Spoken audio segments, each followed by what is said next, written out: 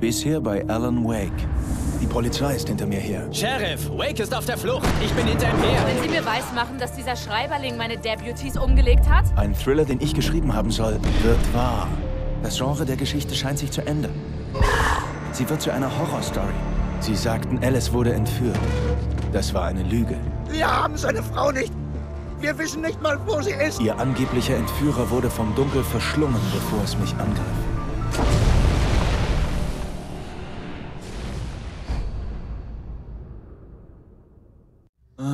Alan. Baby, das war nur ein Albtraum. Alice. Namen bitte. Hartman? Bin ich Ich gefallen? musste Ihnen ein Sedativum geben, nichts weiter. Sie hatten wieder einen heftigen Schub, Alan. Was? Es ist jetzt äußerst wichtig, dass Sie ruhig bleiben. Nicht, dass Sie wieder einen Schub erleiden. Sie sind Patient in meiner Klinik. Und Sie sind es schon eine Weile lang. Durch den Schock über den Tod Ihrer Frau sind Sie geisteskrank. Nein, Sie lügen. Sie leiden an verschiedenartigen Symptomen einer undifferenzierten Schizophrenie. Mist, Kerl. Ich bringe Sie um. Ist schon gut, Alan. Lassen Sie los.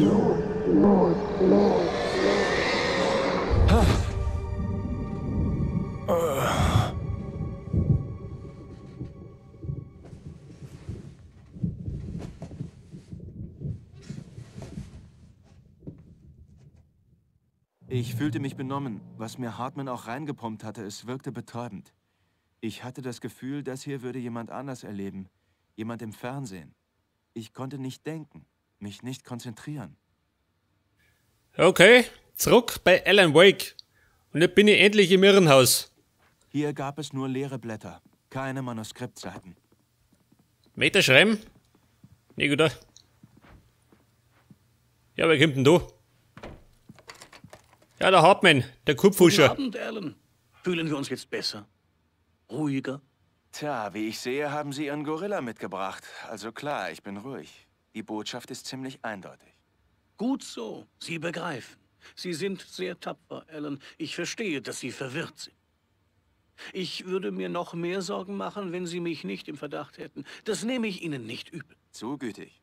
Also, warum kommen Sie nicht mit mir? Wir machen Sie wieder mit meiner Klinik vertraut und gehen alles durch, was Sie vielleicht vergessen haben. Ein Spaziergang an der frischen Luft, ja? Das wird Ihnen gut tun. Dr. Hartman folgen. Nein. Ich habe keine Lust auf einen Spaziergang. Dieser Flur ist für Patienten. Die meisten von Ihnen sind gerade nicht hier. Jack hat Sie zu einem Angelausflug gebracht. Natürlich bis auf diejenigen, die besonders schwächlich sind. Ja, die Härtefälle bleiben da. Wake, da ist mein Zimmer. Wer haust denn da? Der Amazon. Ja, da schau her. Ein Dead Rally Poster. Und eine Xbox, oh Gott. Ein Kugellabyrinth, geil. Und da draußen ist die Wahrheit. Ja, was hat denn da? Seine Gummischuhe. In Kirsch- und Apfelgeschmack. Das ist Ferkel. Ich sehe Kreativität in unserer Cauldron Lake Lodge als Teil des Genesungsprozesses an. Ich bin darauf spezialisiert, Künstler zu behandeln. Ganz bestimmt. Wunderbar, Alan. Ich glaube, dass wir diese Sache in den Griff bekommen können, wenn wir zusammenarbeiten. Na, das glaube ich nicht. Lane. Hier lang, Alan. Moment. Der Lane. Und der ist Maler? Schaut das aus, gell?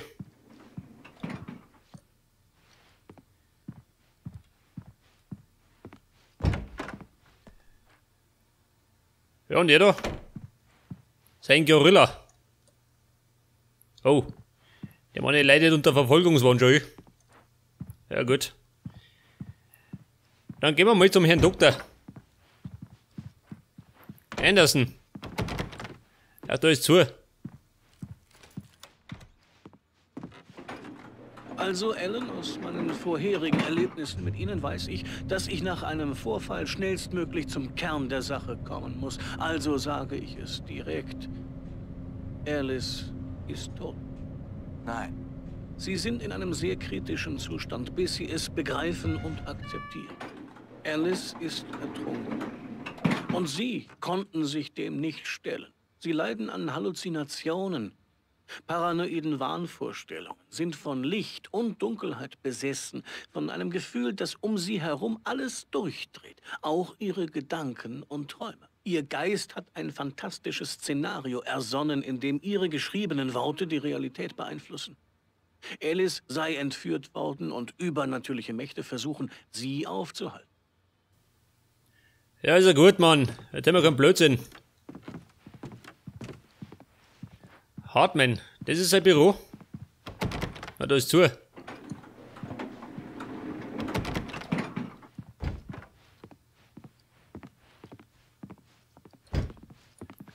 Und dann gehen wir tatsächlich aus, oder wie?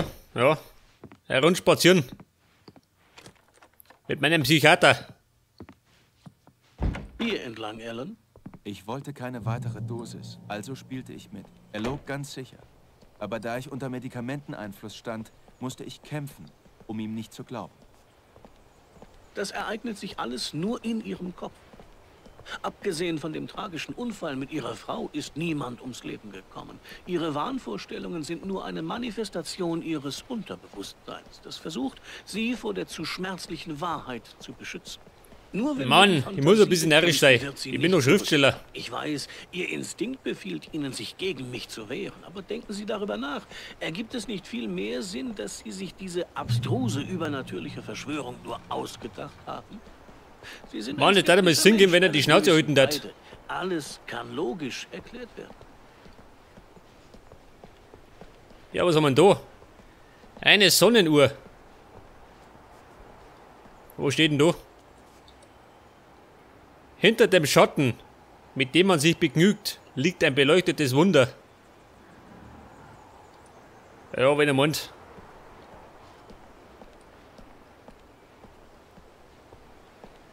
Und da unten befindet sich der Cauldron Lake.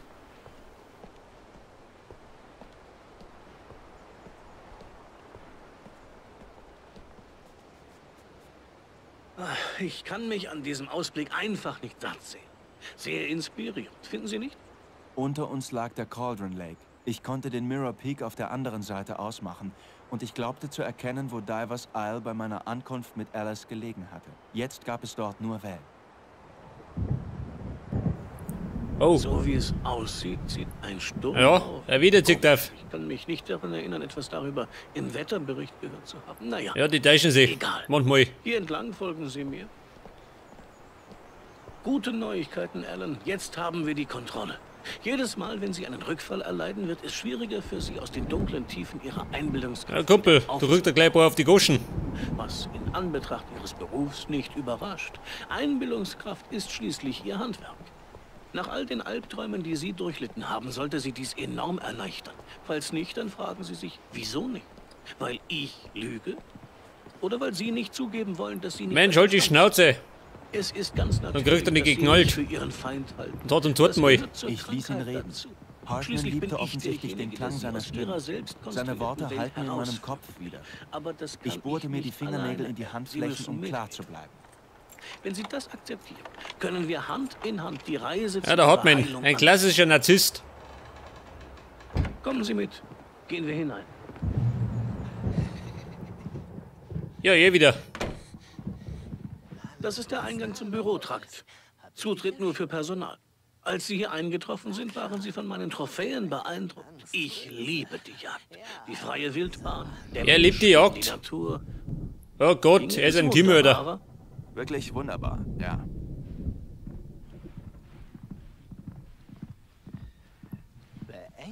Wie schaut denn aus, Schwester? Also die redet nicht.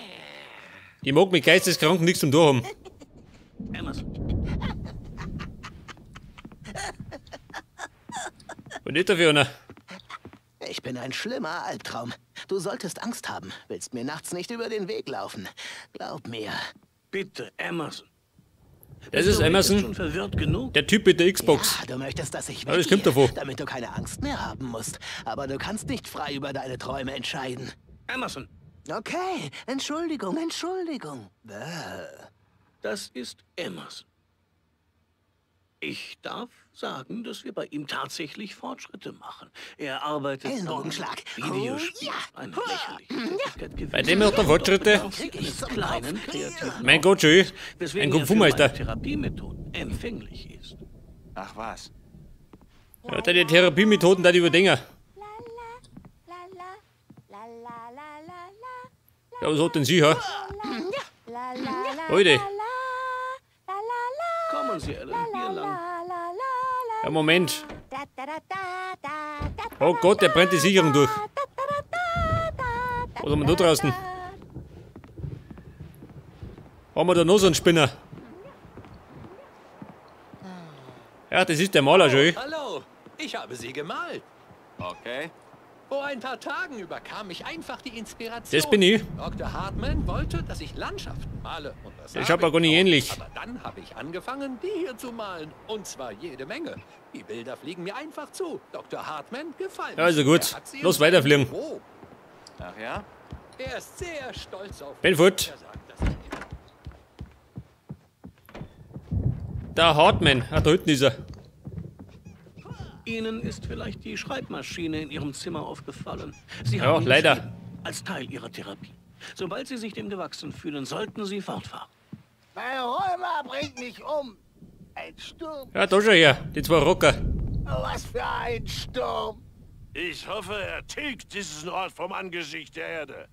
Und diese beiden hier sind die Anderson-Brüder, Odin und Thor. Sie hatten eine, wie soll ich sagen, eine Heavy-Metal-Band in den 70ern und 80ern. Recht haben's. namens Old Gods of Asgard. Sie nahmen sogar neue Vornamen an, um den Eindruck, sie seien Wikinger-Götter abzurunden. Nach der Trennung der Band haben sie auf einer Farm in der Nähe gelebt. Sie befinden sich in einem, nun ja, fortgeschrittenen Stadium der Demenz. Man kümmert sich um sie, fast liebevoll, möchte ich meinen. Mehr kann man nicht für sie tun. Ich fürchte, ihr Rock'n'Roll-Lebensstil hat Spuren hinterlassen. Oh, das reicht nicht. Ich bedauere, das Gespräch beenden zu müssen, Ellen. Der Strom scheint zu schwanken. Ich sollte mal nachsehen. Wir reden später weiter. Gehen Sie doch so lange auf Ihr Zimmer zurück und versuchen Sie zu schreiben, wenn Ihnen danach ist. Es wäre wirklich das Beste. Meinen Sie nicht?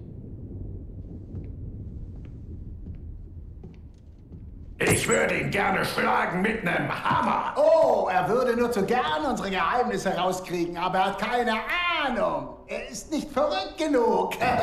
Nicht so wie wir, Kleiner. Ja!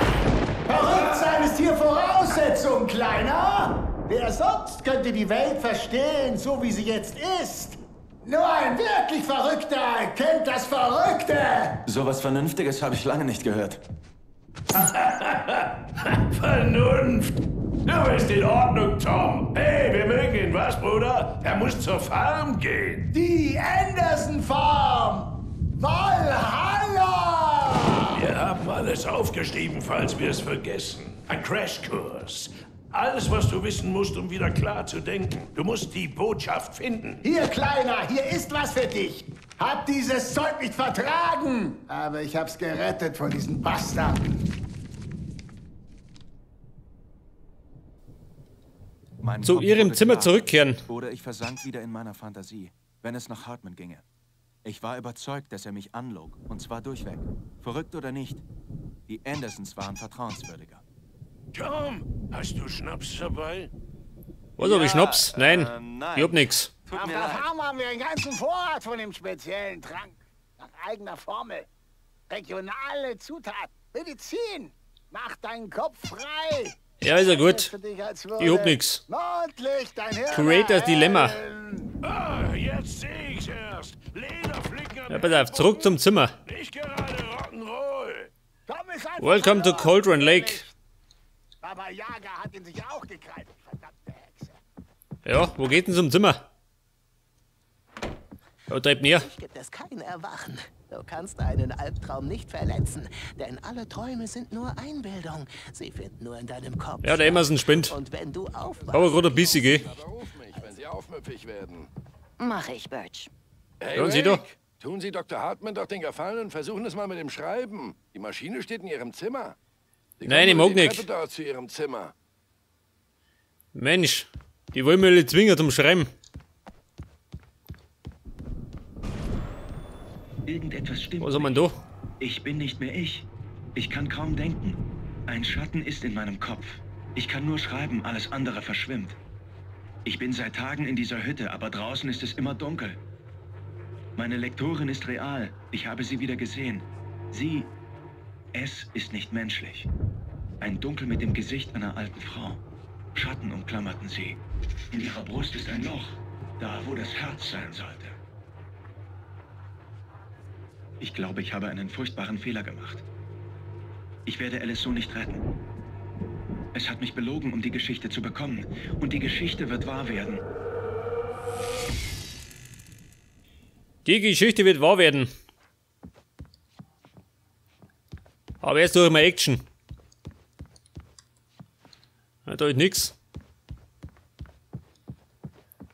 Ja, da geht hinten. Hartman Was hat haben wir da? Probleme mit der Stromversorgung erwähnt. Vielleicht gab es deshalb den Generator und die Lampen auf dem Balkon. Der Generator war ausgeschaltet und es gab keinen Schlüssel. Dafür brauche ich einen Key.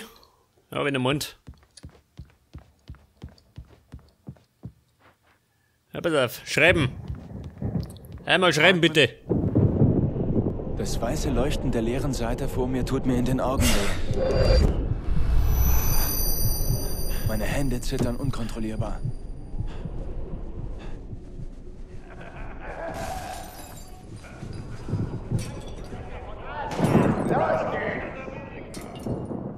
Hey, Wake, Sie bleiben hier. Ich sehe nach, was los ist. Machen Sie einfach mit dem da weiter. Und kein Ärger, okay?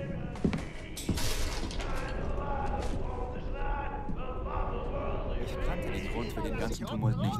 Aber darin lag meine einzige Chance, hier rauszukommen. Den Lärm untersuchen. Ja, was ist denn da los, ha? Aufstand. Haben wir etwa Angst vor den verrückten Brüdern? Jetzt sind wir nicht mehr so schwach. Ja, wie schaut denn aus? Des Geisteskranken. Die Dinge geraten schnell aus Wer quatscht da? Halt aus. Eine Seite. Her damit. Dann brauche ich nichts auf schreiben. Das ist mein Sturm. Ich bin dran. Sinclair sah übel aus. Das war kein blauer Fleck. Der Sinclair. alte Knacker hatte sie hart getroffen. Gehörte Das ist sie zu Sinclair. Hartmans Gehilfen, hatte sie es verdient. Ich habe den Schlüssel zum Bürotrakt bei Sinclair gefunden.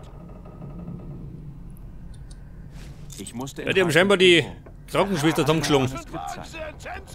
Dort bewahrte er sie auf. In Hartmans Büro gehen. Vielleicht könnten Sie mal kurz rauskommen und uns unsere faltigen Windelärsche vermöbeln. Wo sie Ja, doch gut. so ein hartes Früchtchen sind. Ab ins Büro. Da unten. Schon, oder? Da hinten irgendwo. Oh, der. Na, halt das. War das nicht da hinten? Verstecken Sie sich lieber, Birch. Mein Scheitreif. wird Sie vernichten. Schau mal da um mich. Er hat vermutlich meinen Scherz gehört. Hat einen großen Laut Beschriftung auf den Bändern handelte es sich um Hartmans Mitschnitte von Patientensitzungen. Auf einem der Bänder stand Alice' Name. Einen Moment lang stockte mein Atem. Alice, auf dem Bandel. Ich hör mal rein. Also, Mrs. Wake, was können Sie mir über Allens Probleme berichten? Er gerät immer mehr außer Kontrolle. Auf den Partys ist er ständig so von Zorn erfüllt. Er wird gewalttätig. Ihnen gegenüber? Nein, nicht mir gegenüber. Nein, niemals. Manchmal wünschte ich fast, Alan würde mir eine scheuern, denn das würde wenigstens zu einem Gespräch führen, dem er sich nicht einfach entziehen kann. Aber nein, Alan schläft nicht besonders viel. Und die Arbeit, naja, er schreibt nicht. Gar nicht. Er sitzt nur stundenlang da und wird immer frustrierter. Und ich kann nicht mit ihm reden. Nun, Mrs. Wake, was würden Sie ihm sagen, wenn er zuhören würde? Ich weiß nicht. Ich möchte sagen, ich sehe dich an und das bist nicht du. Nur irgendein Fremder, der dir ähnlich sieht. Er sieht mich durch deine Augen an. Und ich mag ihn nicht besonders. Und jetzt geht alles den Bach runter. Aber sagen Sie das denn nie? Nein. Ich habe es versucht, aber er hört mir nicht zu. Er ist zu sehr in seine eigenen Probleme versunken. redet immer über etwas anderes. Ich habe solche Angst, dass ich ihn verlieren werde und dass wir nicht mehr miteinander sprechen werden. Er lässt mich nicht mehr an sich heran, lässt mich im Dunkeln stehen. Ich bin so allein hier, selbst wenn er zu Hause ist. Ich brauche Hilfe, Doktor. Ich bin mit meinem Latein am Ende. Wenn Sie ihn einfach herschaffen, werde ich mein absolut Bestes geben. Ja, aber Doktor, Sie müssen vorsichtig sein mit ihm. Er wird Ihnen nicht einfach so zuhören und mit Ihnen kooperieren. Er ist der größte Dickschädel, den ich kenne. Das behalte ich im Hinterkopf. Als ich ihre Stimme hörte, das, was sie sagte, fühlte ich mich glücklich, angewidert und schuldig zugleich. Das Schlimmste war, dass ich die Worte wiedererkannte. Ihr Anruf, er war nur ein Mitschnitt, nur eine Aufnahme. Ja gut, Alice hat mir einen Psychiater ausgeliefert. Die blöde Hure. Was haben wir denn da? Ich betrachtete das Foto an der Wand genauer. Auf ihm war das Klinikpersonal vor der Lodge zu sehen. Ich kannte den Mann neben Hartman. Er war der Entführer. Hartman hatte die ganze Zeit mit mir gespielt. Der Entführer. Aha. Die stecken unter einer Dicken. Ja gut. Wer? Da drin? Oh, der Barry. Ja, was tut denn dir da? Barry? Wurde auch Zeit. Barry, Mann, bin ich froh, dich zu sehen. Wir müssen zu Hartmans Büro. Das ist gleich nebenan. Alles klar? Ja, ich meine, nein. Die Cops haben mich im Wagen von Rose gefunden. Sie waren aber ganz okay zu mir. Ich bin hier ganz klar ein Opfer und habe verlangt, wie eines behandelt zu werden, weil ich sonst ihre Ärsche verklage. Apropos Ärsche, dieser FBI-Typ hat mich aufs Korn genommen, aber ich hatte keine Ahnung, wo du warst. Ja, Mann, ist ja gut. Ist verrückt. Aber er ließ mich gehen und dann habe ich den Anruf von Hartman erhalten, dieser Ratte. Er meinte, dass ich dich hier abholen soll. Aber als ich ankam, haben mich zwei Typen zusammengeschlagen und eingesperrt. Was? Woher hast du den Starschnitt? Den habe ich aus dem Diner geklaut, um Rose das heimzuzahlen, was sie mit uns abgezogen hat. Ja, das ist eine harte Bestrafung. Komm schon, Kumpel, wir müssen los. Ja, pass auf, jetzt schau ich erst mit rein und dann hauen wir ab.